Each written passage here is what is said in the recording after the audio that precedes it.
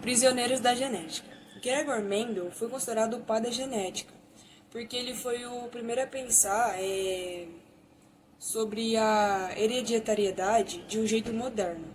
Hereditariedade é basicamente a transmissão de informações genéticas dos pais para os filhos. Aproximadamente 410 anos antes de Cristo, Hipócrates deu a teoria sobre hipogênese, que, segundo ela, cada órgão do corpo produzia um material hereditário específico, que era genes, que elas se agregariam em conjunto, que seria encaminhado para o sêmen, que daria as características para o seu futuro filho. A teoria pangênese foi aceita por muitos anos, inclusive considerada por Darwin ao escrever sua famosa obra. Mas depois, Aristóteles foi quem sugeriu que a gente era uma mistura dos traços dos nossos pais, que o pai fornecia a força vital para o novo ser humano e a mãe fornecia a matéria-prima para colocar tudo no conjunto. Como eu estava dizendo no começo, lá em cima, né, Gregor Mendel, ele foi considerado o pai da genética, ele é considerado o pai da genética, pois ele foi a primeira pessoa a pensar de um jeito moderno sobre a hereditariedade. E por volta de 1800, Mendel ele gastou muito tempo estudando e cavucando o seu jardim cheio de planta de ervilha, fazendo experimento sobre com elas, né, cruzamentos delas, entre elas, vendo quais traços que passavam, os quais não passaram. E assim desenvolveu um modelo para entender como são os traços realmente passados de uma geração para outra. Na primeira lei de Mendel, ele afirma que todas as características de todos os indivíduos, eles são determinados por gêneses, né? Que separam durante a formação gametas, sendo 50% do pai e 50% da mãe. Já a segunda lei de Mendel refere-se à segregação independentes dos fatores, ou seja, separação de dois ou mais pares de gêneses. Bom, por que o Mendel ele foi ignorado durante boa parte da sua vida sobre a sua descoberta? Porque ela contradizia completamente a opinião do Darwin, que na época era tipo uma coisa muito grande. Era uma opinião que tinha um peso muito forte.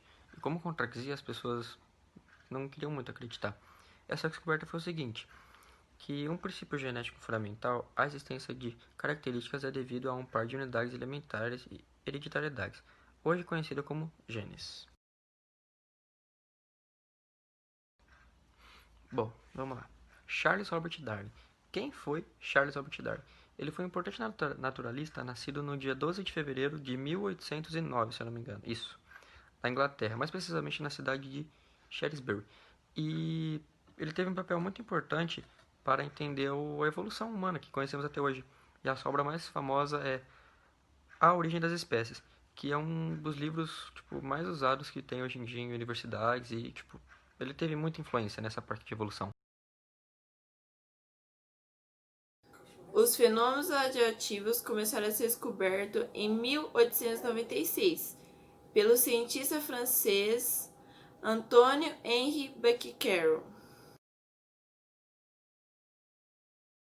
Em 1895, o físico alemão Wilhelm Conrad Röntgen descobriu um tipo de raio que possibilita ver dentro do corpo humano.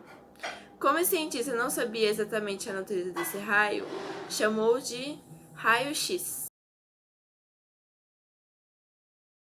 Desse experimento tem a primeira etapa, a segunda etapa e a terceira etapa. A primeira etapa, eles pegaram uma amostra de polônio, um emissor radiação alfa e colocaram em cima de um bloco de chumbo. A segunda etapa foi pegaram uma lâmina finíssima e colocaram na frente do bloco de chumbo. A terceira etapa foi uma placa metálica recoberta por fluorescente e posicionada em volta do bloco de chumbo. Bom, vou citar dois exemplos que usam o fenômeno químico de Rutherford. O primeiro é, se você pega um maçarico onde a chama é azul e você coloca cobre em cima dele, a chama vai acabar ficando verde. Se você coloca lítio, a chama vai acabar ficando vermelha. E se você coloca sódio, a chama vai acabar ficando amarela. Que no caso seria a chama que a gente conhece, mas deveria ser um maçarico, a chama acaba saindo azul. Enfim. E o outro exemplo é Quando o Rutherford estava descobrindo sobre o seu modelo atômico, o que ele fez? Ele entrou numa sala escura e botou uma folha de ouro, muito fina mesmo, de um lado.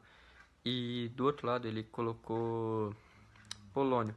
E ele começou a bombardear essa folha de ouro com polônio. E ficou lá atirando durante 2 semanas. E depois de um tempo, durante essas 2 semanas, o que ele percebeu? Que algumas partículas de ouro, partículas alfa de ouro não, de polônio, estavam atravessando essa faixa de ouro, essa folha de ouro, só que elas estavam indo em linha reta. Algumas, elas acabam desviando na diagonal, ultrapassava a camada de ouro, mas iam em diagonal. E outras acabavam indo batendo, ricocheteando e voltando. E esse foi um dos exemplos do fenômeno químico de Rutherford.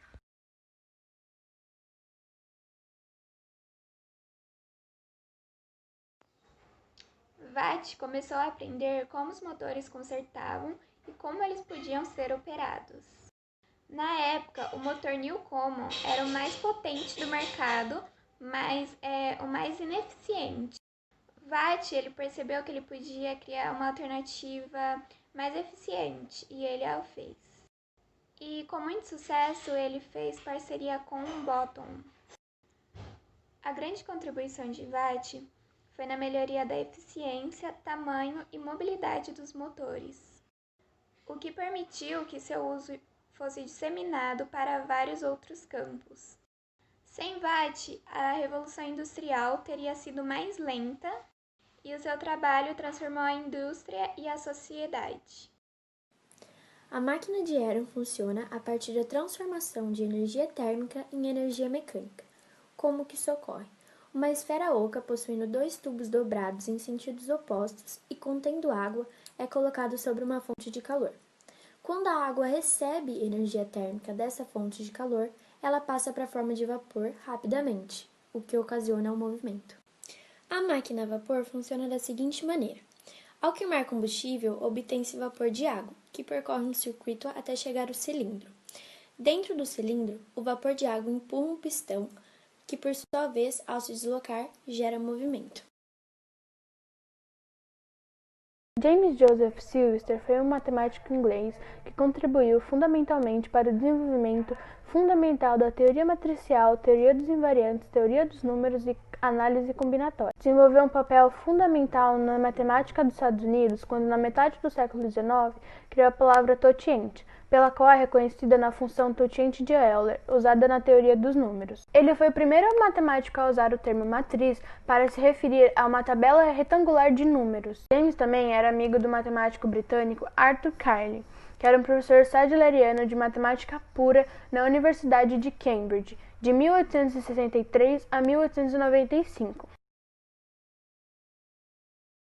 Algumas das suas contribuições na matemática incluem a multiplicação das matrizes e o teorema de Cayley.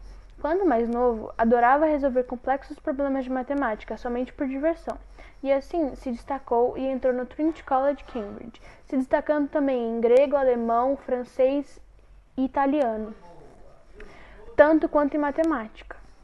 Depois, Cayley virou advogado e seguiu essa carreira por 14 anos. Ainda assim, ajudou a desenvolver o teorema de Cayley-Hamilton e foi o primeiro a definir o conceito de conjunto de forma moderna.